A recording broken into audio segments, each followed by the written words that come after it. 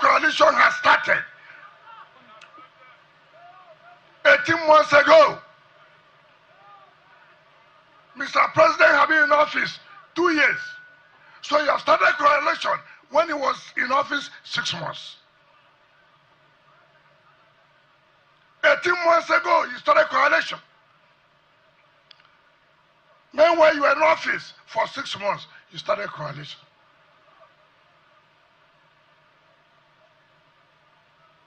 When will you stop deceiving Nigerians?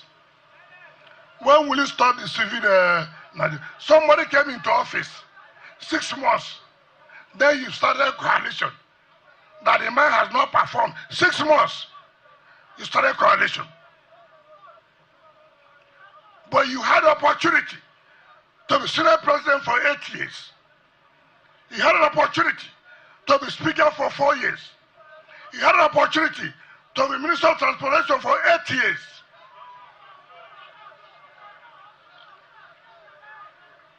You never made angry Nigerians to be happy.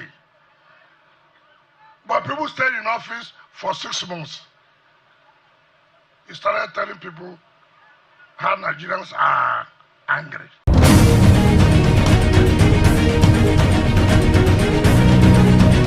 In 2023, Nyesom Wike was a kingmaker. The former governor of Rivers State defiled his party, tore through its hierarchy, and became one of the most influential players in Nigerian political chessboard. He backed Bola Tinubu. He helped fracture the opposition PDP. Some are even alleging that he has a hand in the crisis going on in the Labour Party. He earned himself a powerful seat at the federal table, the Minister of the Federal Capital Territory. It was a bold move, a dangerous one, and for the time, it seems to be working. But now, with 2027 approaching fast and Tinubu's popularity sinking, questions are rising. What happens to Wike if Tinubu loses in 2027? Will he be protected, abandoned, prosecuted, or politically destroyed? And what role would his enemies, especially Siminalayi Fubara, Rotimi Amechi, the PDP, and some other heavyweights of the opposition that he has fought with recently, what role will they play if that day comes? Let's find out in this video. If you're set, let's begin.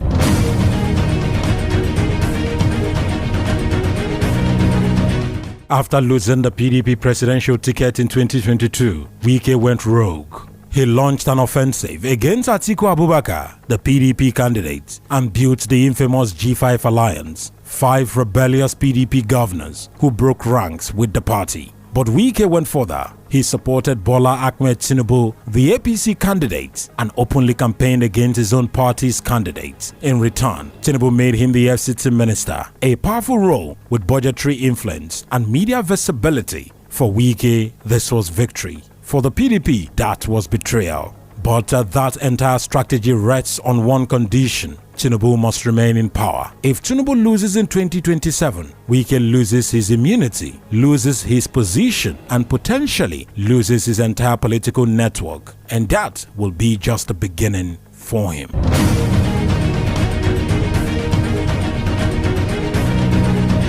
Siminalayi Fubara was once Wike's political godson, handpicked by Wike to succeed him as governor of Rivers State. In 2023, Fubara was expected to remain loyal, but by late 2023, the relationship collapsed. Fubara refused to remain a puppet. He began asserting his independence. A Cold War turned hot. The Rivers Assembly tried to impeach him. Wike's loyalists dominated local governments, finances, and legislative structures, but Fubara survived. And by 2025, the table had turned. Tinubu called for a reconciliation, which at the end of the day meant that both parties have resolved their crisis and there is peace in Rivers State. But before that, Fubara dissolved Wike's loyalist council. He changed the old order, and most importantly, he began consolidating power. Now, if Tinubu loses in 2027, Fubara becomes the most powerful political figure in Rivers State, and Wike becomes vulnerable once again. Without federal backing, Wike could face investigation into his tenure as governor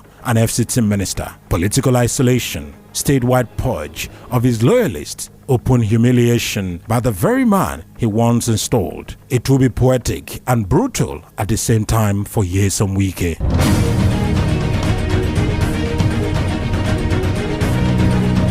As FCT Minister, Wike enjoys access to federal institutions like the DSS, EFCC, ICPC, NIA, and even the police hierarchy. This is the shield that protects him today. But if Tinubu loses in 2027, a new president may see Wike as a political threat, a corrupt relic, or a useful scapegoat. His enemies in the PDP will push for his prosecution. Opposition voices will call for his arrest. The oppositions, like the ones who are forming the coalition with ADC, Rotimi Amechi, Nasir El-Rufai, Atiku Abubakar, whom Wike fought against in 2023, and Rivers politicians who suffered under his dominance, would demand accountability. Without the cover of the federal power, Wike will be politically naked.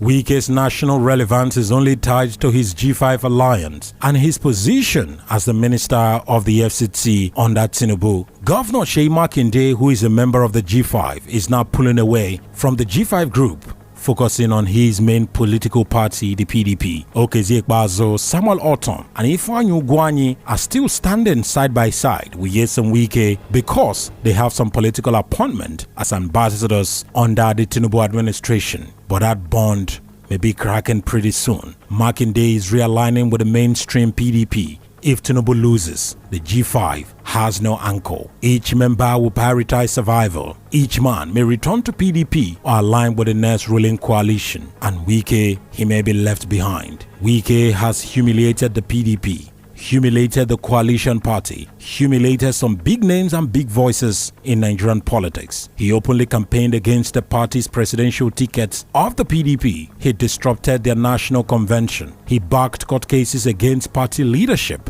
Many in the PDP want one thing, and that is revenge. If the coalition wins in 2027, their first target could be Wike. They may reclaim Rivers State PDP from his faction, suspend or expel him formally, dig into financial records from his governorship, use Fubara to uproot his grassroots structures. For Wike, the PDP returning to power is a nightmare scenario.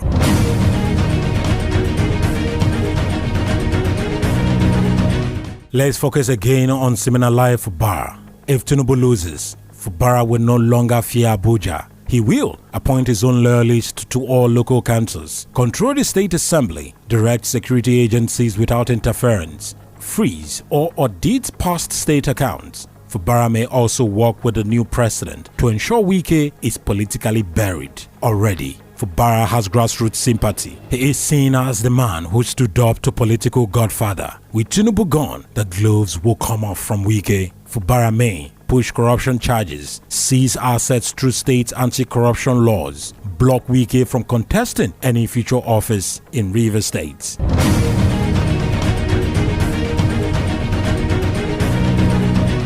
Don't forget, Wike is not a card-carrying member of the APC. He is a PDP member operating inside APC power circles. If Tinubu fails, the core APC, especially from the north, may view Wike as an opportunist. They may blame him for alienating PDP voters in the south, disown him as an outsider, refuse him refuge inside the party. Without PDP or APC loyalty, Wike could be a man without a party, and in Nigerian politics, that is a dangerous place to be.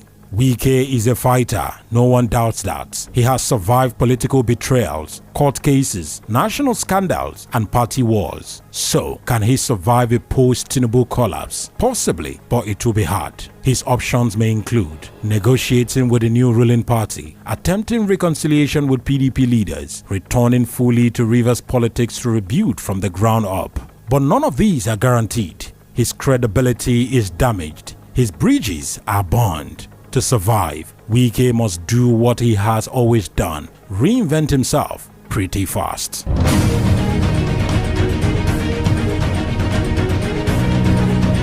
Politics in Nigeria is not a straight road. It is a battlefield of alliance, betrayal, survival, and reinvention. Nyesom Wike rose high, very high, but he climbed a ladder built on Tinubu's presidency and destroyed a whole lot of relationship climbing that very ladder with Tinubu. And if that ladder falls in 2027, Wike may fall with it. Siminalayi Fubara is watching. Rotimi Amechi is watching. The new coalition is watching. The North is watching. The PDP is desperately waiting for Wike to fall. His enemies are sharpening their knives. And in the silence of the political night, one question keeps echoing. If Tinubu loses in 2027, can Wike survive what follows? Or will history remember him as the man who bet it all and lost everything? Only time will definitely tell. So if you found this analysis insightful, don't forget to like this video, subscribe to our channel, drop your thoughts in the comments. Will Wike survive if Tinubu loses? Is Fubara preparing for revenge? Should the PDP forgive or finish Wike if Tinubu loses? Do you see Amechi as a man who may forgive Wike if that happens? 2027 is not just an election, it may be the end of an era. Stay tuned, stay informed,